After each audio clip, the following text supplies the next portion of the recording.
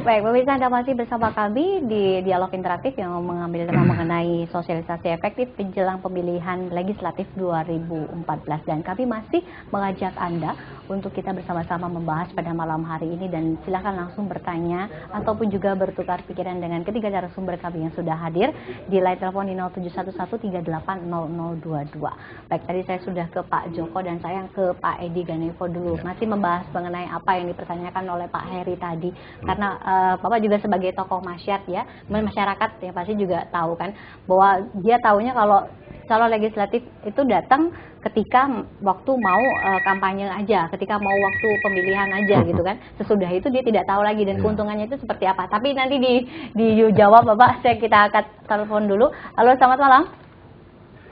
Assalamualaikum. Waalaikumsalam. Dengan Bapak siapa, Pak? Saya ingin bermasalah ini. Ya. Boleh namanya Pak, siapa Pak? Saya hanya beri, ya. Namanya? Oh, nama saya Pak Tony. Pak Tony, silakan Pak Tony. Ya.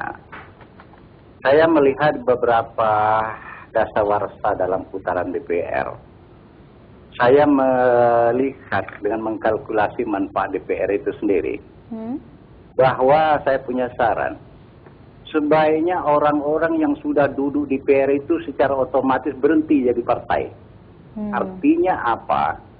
Mereka dikonsentrasikan dengan keberadaan DPR untuk ngurus rakyat, gitu. Itu pertama.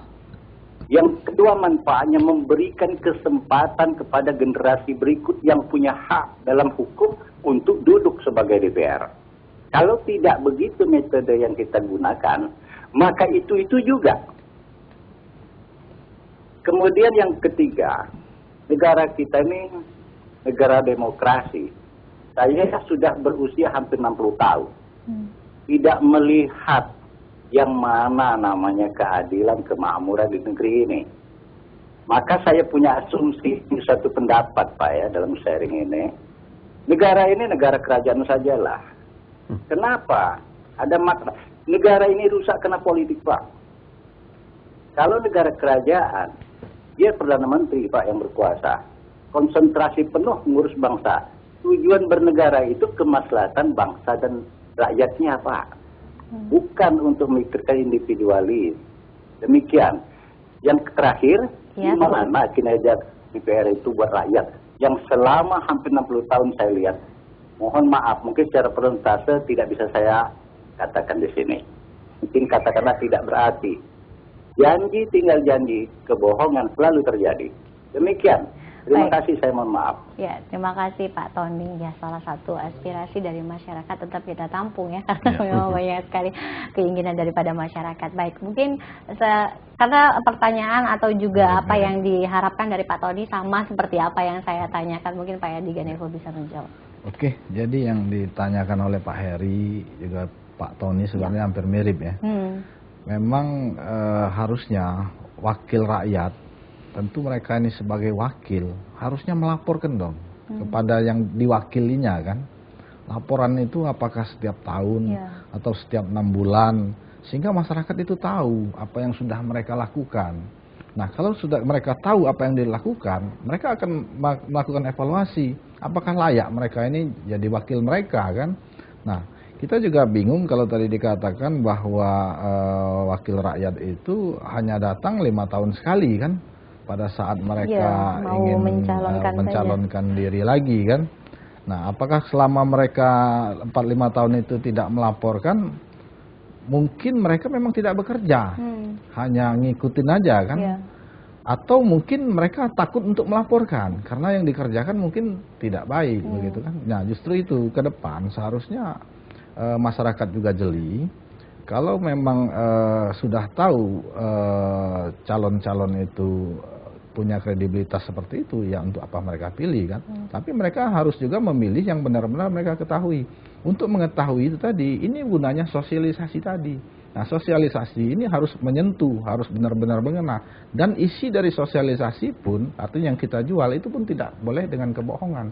Karena kalau yang kita jual kebohongan dan diserap oleh masyarakat, maka akan terjadi lagi sama seperti yang tadi dikatakan. Betul. Seperti itu, Mbak Ita. Jadi juga sesuai dengan apa yang Pak Heri harapkan tadi, supaya juga ada orang lain yang duduk menjadi wakil rakyat. Karena mungkin yang lama mungkin tidak dapat mengeluarkan aspirasi daripada atau harapan daripada masyarakat gitu ya. Jadi makanya lebih baik pilih coba yang baru gitu ya Pak.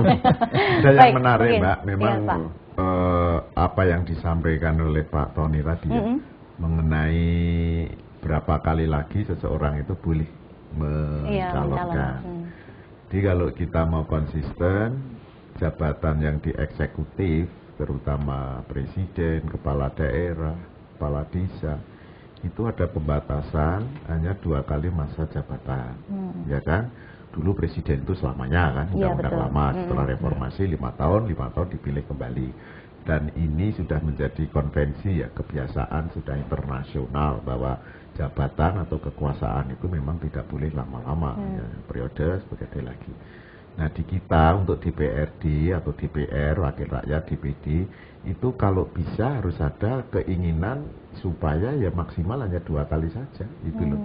Dia juga tidak jenuh kan, tapi biasanya di kekuasaan itu tidak jenuh ya Pak, senang itu. Kursinya empuk. Ya, supaya ada regenerasi dan juga ya tidak terus tidak orang yang sudah menjadi kebiasaan akhirnya kan tidak ada kreativitas. Benar, gitu aja ya. Nah, tapi sekarang ada nggak? Ada aturannya?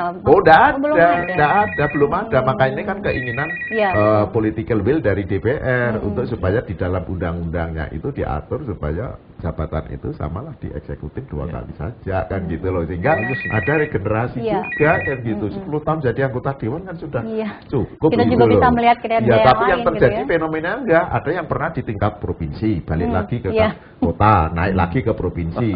Ada yang di pusat ya, turun di provinsi kan, apa enggak malu gitu loh. Tapi di eksekutif ada juga Pak gitu.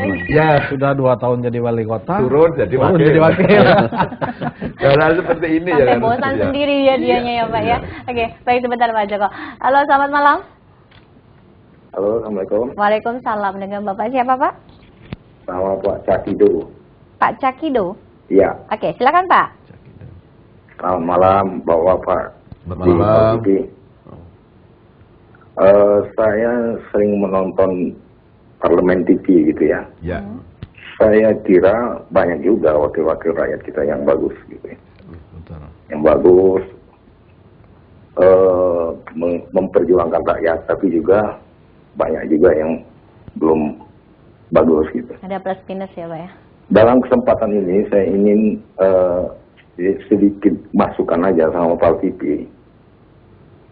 Saya mengutip Pak Don Bosco gitu ya kemarin itu, bahwa TV itu harus imparsial gitu ya. Harus tidak memihak kepada sesuatu golongan gitu kan. Acara ini saya pikir sangat bagus untuk pencerdasan masyarakat.